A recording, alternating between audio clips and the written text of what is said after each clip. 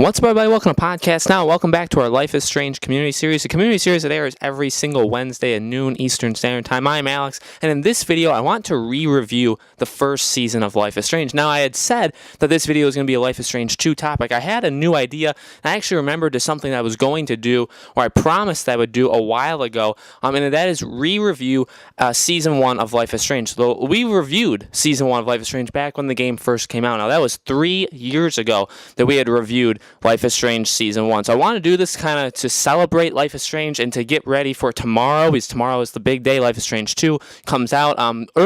People that got this game early have already played the game. I have not looked at anything on this game. I want to jump in, completely fresh. We're going to be giving the game away. So we're going to have a giveaway tomorrow of the game. We're going to be live streaming the game. I'm very, very excited to do that. So again, for this video, I want to re-review Life is Strange Season 1. So I want to talk all about it, again, kind of in a review fashion. I'll start by saying this. The game still is insanely special. Now, 3 years after the game has come out, and really almost 4 years since Episode 1 came out, the game hasn't aged exactly that well. The game still, at times, looks really, really beautiful with a lot of the different kind of things that they do with the game. A lot of the environments and more of like the settings look really good. Even the characters at certain points of the game don't look all that bad. But other than that, the animations, the lip syncing is pretty bad. It was bad back then. It's even worse now. But overall, the game kind of still captures that kind of really awesome look that it doesn't really look like it's gotten that old. And I really do like that. As a game, the game is fantastic. This is a phenomenal game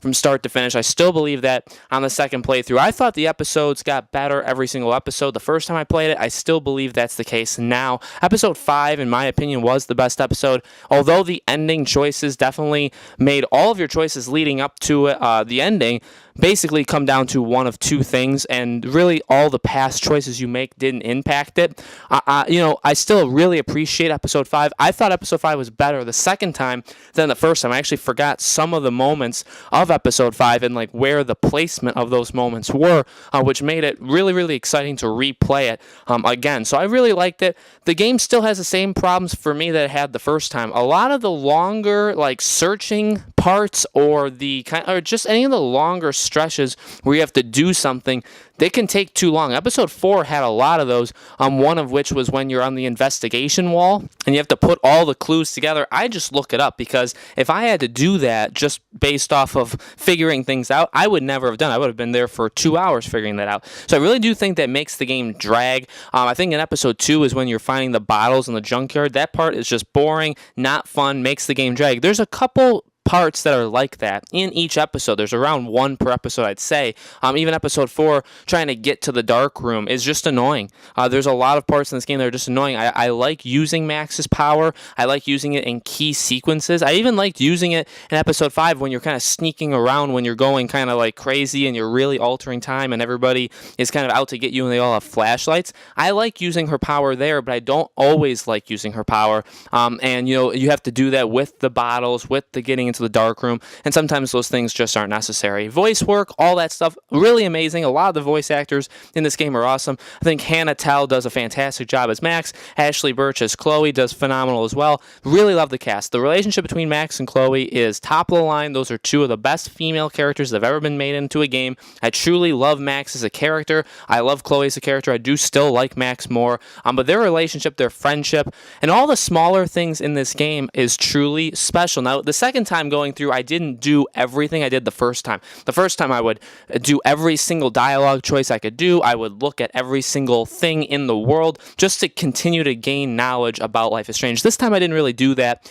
And does it take away from it? Sometimes it actually does. And I do feel like in order to get the full experience of Life is Strange, you do have to do everything in the game from start to finish. Talk to everybody, learn as much as you can. I think that's how you best develop the game. And that's really where some of the better theories and piecing together those theories and what Life is Strange really was and how these powers work and all this stuff. That's really how they came out. And back when the game first came out, is because you really had to do all this stuff and you really had to explore the game. But again, from start to finish, the story, Rachel Amber, I didn't really understand the first time I played how important Rachel Amber's character and persona was to the entire story of Life is Strange. She really is the third main character of the game, even though, spoiler, she's dead the entire time. But really the friendship between between her and Chloe, and how much Chloe cares about finding her, and how much hope that everybody has that she's okay, and that basically the first 4 episodes is all about finding Rachel, and especially the 4th episode is solely about finding Rachel Amber. I kind of didn't really grasp the importance of that the first time, and I appreciate it more the second time. The same themes that were present obviously are still there, and I love the themes. I love the whole kind of depression, suicide thing, like with Kate. I really do like the bullying and all sorts of, and Max as a character kind of being quiet, but standing up for herself, and the friendship between her and Chloe. So many things in this game really, really are special. There's a lot of awesome moments. Every single episode really ends on a major note, and it gets more major every single episode, really from episode 2 on. The game does a phenomenal job. Overall, this is still one of my favorite games ever, and I think it's still my favorite episodic game ever. And I'm really hoping Life is Strange 2 can do close to this. I don't know if this game can be replicated. We talked about that, I believe, last week. I don't know if Life is Strange 2 can replicate Life is Strange the first season, but we'll have to see. I really hope it can get closer. I hope it can capture some sort of magic, because Life is Strange is a very important franchise, and it's a very important game to me. I really, really love it, and I hope Life is Strange 2 does it, service. So let me know in the comments below, guys, what did you think of the first season of Life is Strange? What are you looking forward to for Life is Strange 2? Again, we're giving away the game tomorrow. We're also going to be live streaming it tomorrow night, so make sure you come back to our channel to watch that. Very, very excited to jump in. The community series continues every single Wednesday at noon, so next week on Wednesday, we'll see you for another video.